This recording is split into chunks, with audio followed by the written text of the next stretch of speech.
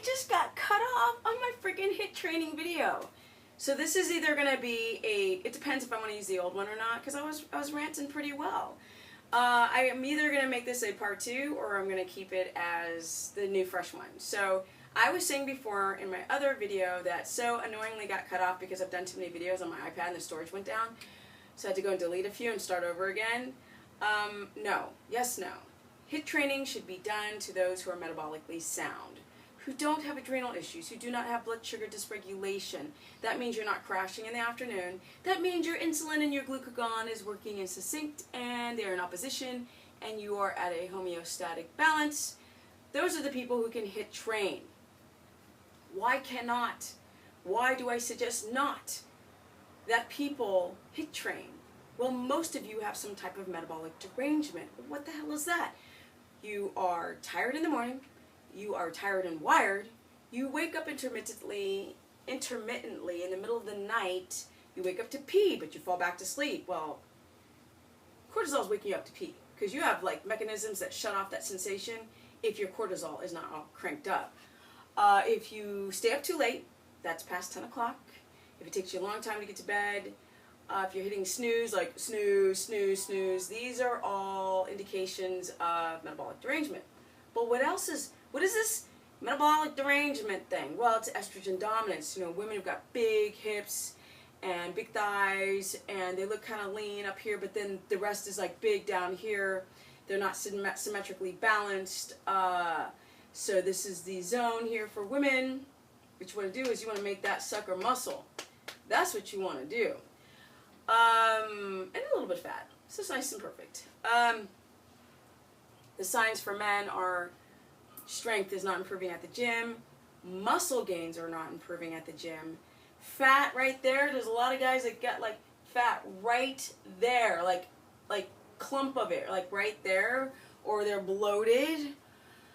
And when you start to see guys develop hips and whatnot, which, yeah, dudes, y'all develop hips if you're estrogen dominant, some of you.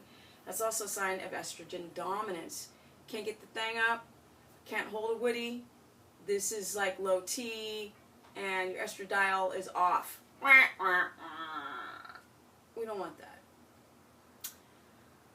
These are signs of metabolic derangement. You wake up, you're not hungry. You wake up refreshed, but then you're tired an hour later.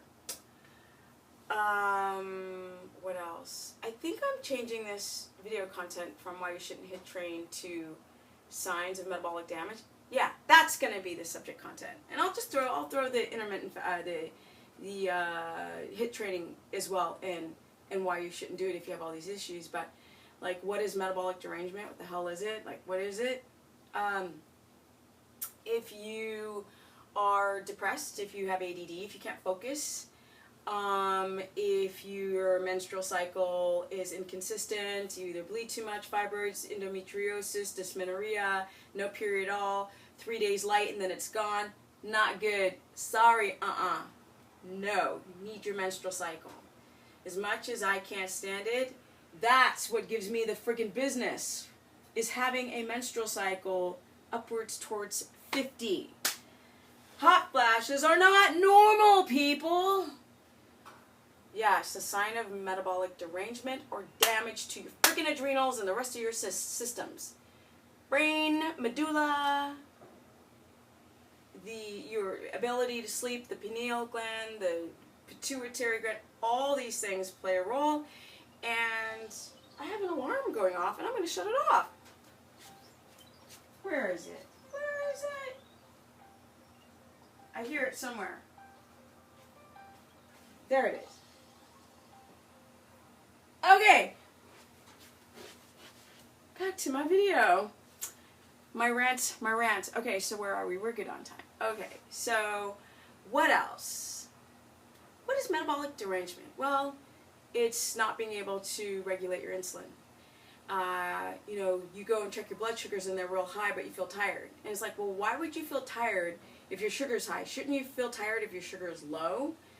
No, it means your sugar's high because it's not going anywhere. It needs to go, insulin needs to come to the bloodstream, pull it out, stick it in the cells, or store it as glycogen, or have it go to your fat cells, or go to your brain. But the shite needs to be used up and it needs to get out of your blood within 3 hours, or you're going to have what? Organ issues. Damage. Yes. That's the problem with diabetics. Now, that's a sign of a problem when your glucose is too high. Well, what's too high? Well, in milligrams per deciliter, it's over 100. What's too, especially if you're fasted, like why, even if you're like fasted 95, like why do you have a fasted 95? You haven't eaten anything. Like why is your glucose that high? What else? You're in these like kind of pre-diabetic or insulin resistant mode, which unfortunately bodybuilding can do that to you because you are loading on a lot of starches to then drive amino acids into the muscle cells so the muscle will grow. And what a lot of bodybuilders don't realize, even if they're on shite, you may not realize is you can clear out the glucose because of what's going on with the muscles, but you cannot clear out the insulin, which is also caustic and damaging to the body. Yo! Watch your shite! What else is metabolic damage?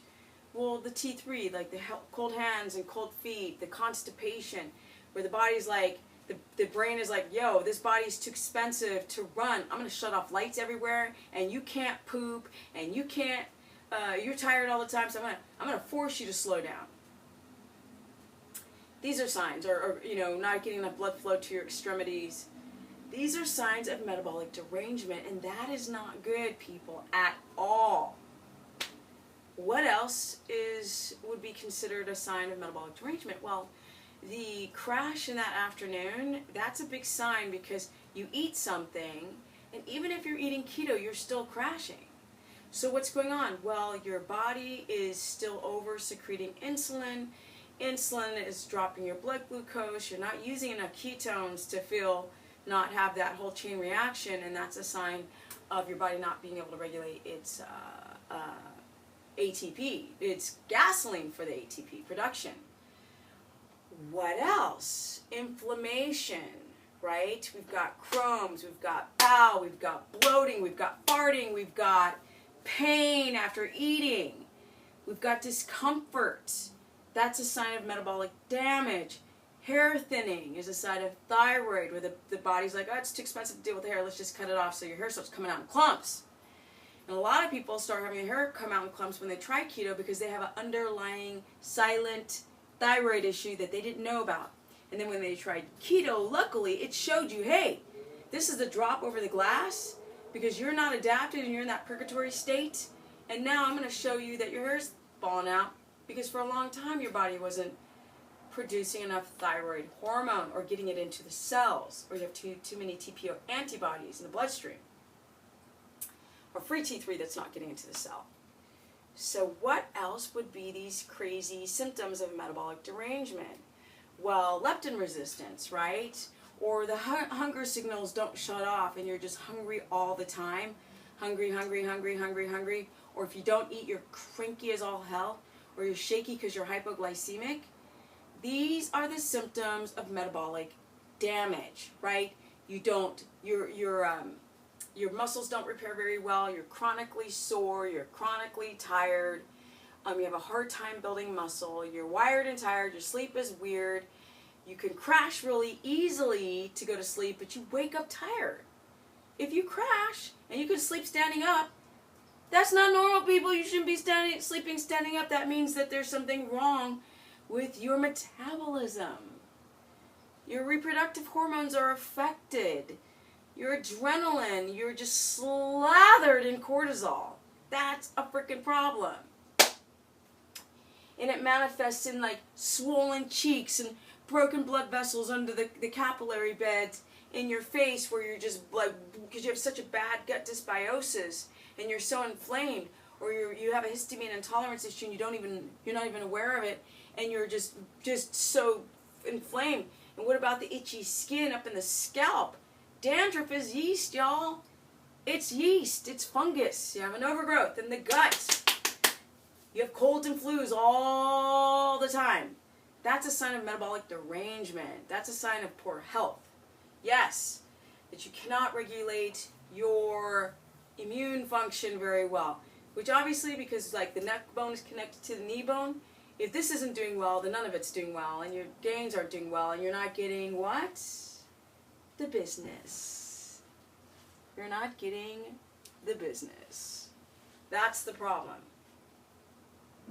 So if you guys want to know what metabolic damage is, that whole slippery slope we can't understand, and men are going on tea and they're taking pellets and creams, bad!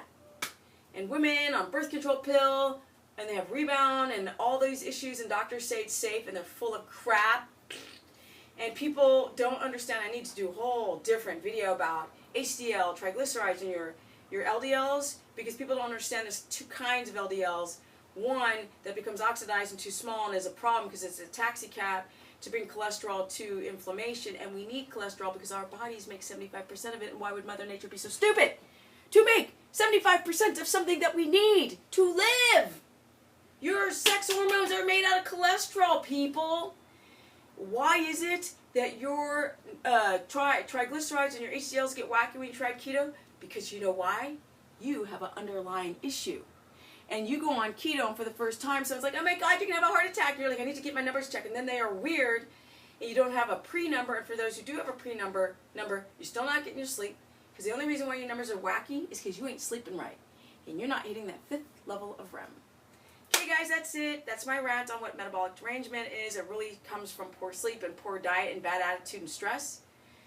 And then, everything just starts to become like dysfunctional and disjointed and screwed up and effed up. So funny, my friend yesterday was explaining, English, you could say the word fuck and it sounds cute. And I was like, no, it really doesn't. But she's like, but it sounds worse in other languages. And I was like, no, it can be cute and it can sound really ugly. But I digress. If you guys want to learn more about metabolic derangement, how to fix it, how to get rid of it, and if you want to know the difference between starting keto overnight and graduating yourself down, go to stephanieperson.com. Stephanie the Business Person on my Facebook fan page, or Stephanie Ketogenic on my Instagram, or just stephanieperson.com to book a consultation, because eventually I will not do consultations anymore because there's just too many people who need help. And I'm only one little person, just one little shorty. I'm a shorty. Okay, guys, that's it. I love this day. Bake!